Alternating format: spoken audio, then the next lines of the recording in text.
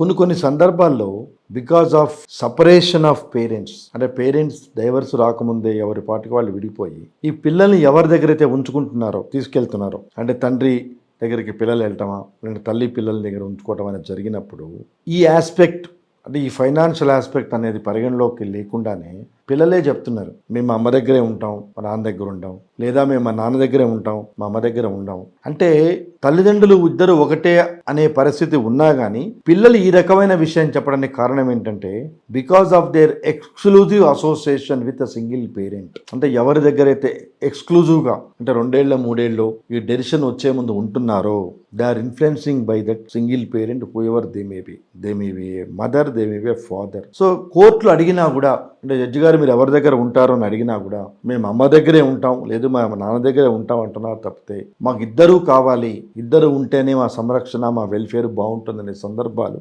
చాలా తక్కువ ఉంటాయి. Because they don't know. No doubt paramount interest of the children is agreeable, కానీ అలా అని మనం సింగిల్ పేరెంట్గా వాళ్ళని మిగల్చడం అనేది కరెక్ట్ కాదు. అంటే పిల్లలు ఉన్న కపుల్స్కి నేను అపీల్ ఇది, మీకు పిల్లలు ఉన్నప్పుడు అయినా కానీ మీ పరిస్థితులు డైవర్స్ తీసుకోవటమే మార్గం అని అనిపించినప్పుడు give a preference thinking about the welfare of the children. అంతేగాని నేనేదో మెయింటెనెన్స్ ఇస్తాను, లేకపోతే నువ్వు చదివించుకో, నువ్వు బిల్స్ పెట్టు, వాటికి ఏమేమి కట్టావో నేను ఇస్తాను అని తండ్రి అంటాం కరెక్ట్ కాదు. అలాగే తండ్రి 9 మాసాలు కనిపించిన తల్లి దగ్గర నుంచి బిడ్డను తీసుకొని నీకు కావాల్సి వచ్చినప్పుడు నువ్వు వచ్చి బాబుని చూడు నేను చూపిస్తాను, ఇవన్నీ వర్కబుల్ కాదు. With my little experience and due apologies I'm telling, visitation rights are not at all practically possible.